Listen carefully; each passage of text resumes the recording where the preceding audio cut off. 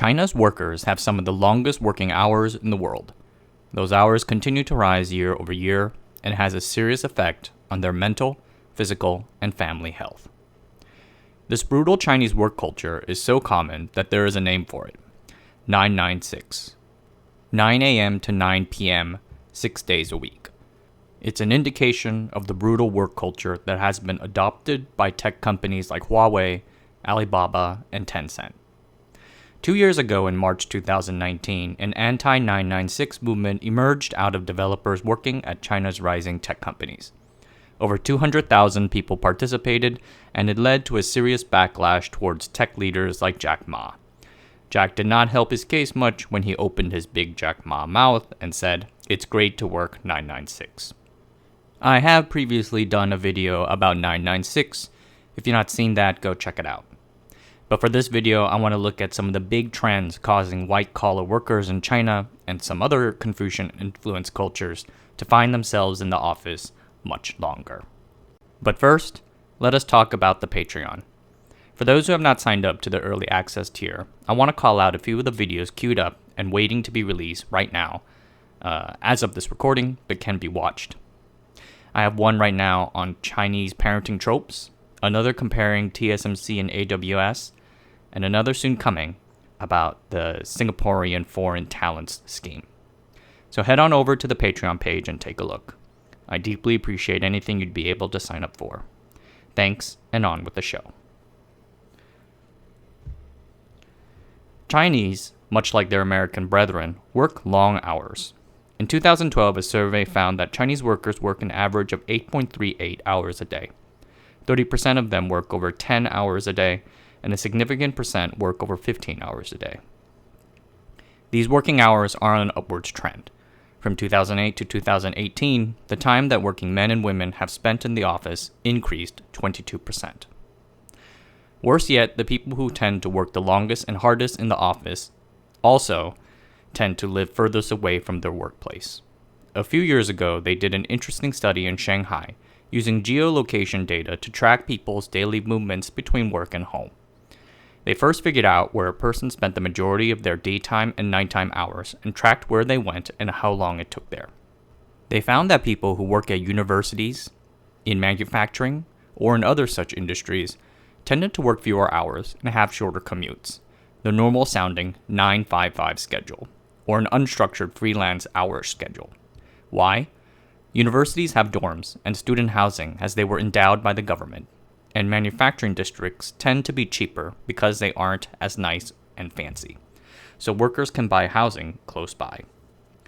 People who work in finance and high tech, however, suffer the 996 or 007 24/7 working hours schedule. They not only work really hard, but they also have to suffer the shame of a 1.5 hour or 2 hour commute. This is because finance and tech companies are unable to afford housing for their workers. Workers have to get their own homes, and oftentimes they cannot afford anything close by. That is because the Chinese economic market is young and competitive. This is especially the case in newer markets like internet and finance. There are simply too many players out there, and without a legacy of assets like with the universities or some form of government aid, there is little that the companies can do about it. Yet even with that in mind, certain aspects of the Chinese working culture can make that working life and commute worse than it needs to be. I briefly touched on the ideas of Confucianism in a previous video of mine about mental illness stigmas. I want to extend that understanding to help explain certain cultural aspects of Chinese society that might lead to and worsen 996. Confucianism, like I said before, is not a religion. It's a philosophy, a set of teachings that come to us from a guy named Confucius. Those teachings would eventually be codified as what we now call a management system and used in administrative practice during China's feudal age. Confucianist cultures elevate career success as a highly important source of happiness, prosperity, and pride, not only for the person working, but also their family. So failing in that regard implies a failing of familial social obligations or shame. So the family exerts its own kind of pressure as well. Other points of emphasis include the importance of obedience, respect for hierarchy, and a striving for harmony. Confucianist work cultures like those in China, Japan, and South Korea emphasize the idea of collectivism. They draw parallels between a person's actual family and their quote-unquote work family. This means workers in a Confucianist work culture are taught to hold silence in face of authority and subordinate their personal interests for the interest of their company. It is a capitalist's dream. By the way, this is the second video of mine in which I make a criticism of Confucianism. Having done so, I do not want to leave people with an overall negative impression of the Confucian system or the culture from which it springs.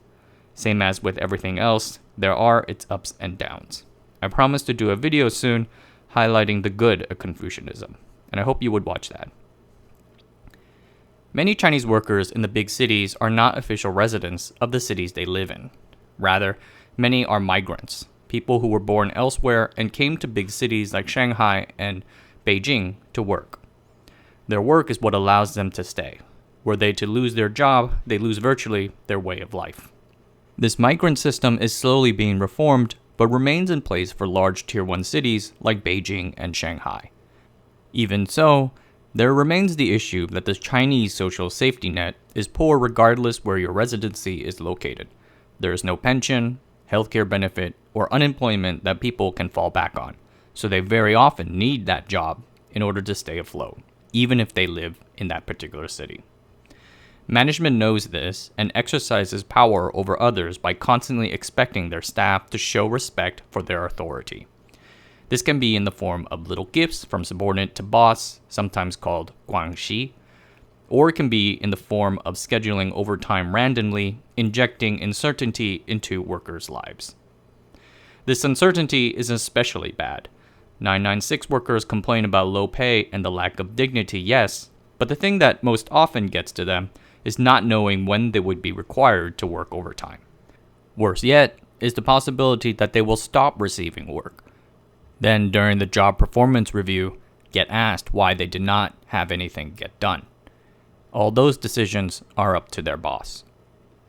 Due to the Confucian tenets of having respect for authority, workers feel like they can't do anything about this. A key thing is that the employee does not have the ability to go over their manager and appeal to top management. Their career track depends basically on their manager liking and approving of them. Chinese labor laws ban these practices on paper, but in reality, enforcement remains extremely lax. A study done in 2015 found that 29% of employees work some form of unpaid overtime, and 70% are paid less than the required 1.5 times overtime pay. Both numbers are in violation of overtime pay regulations in China.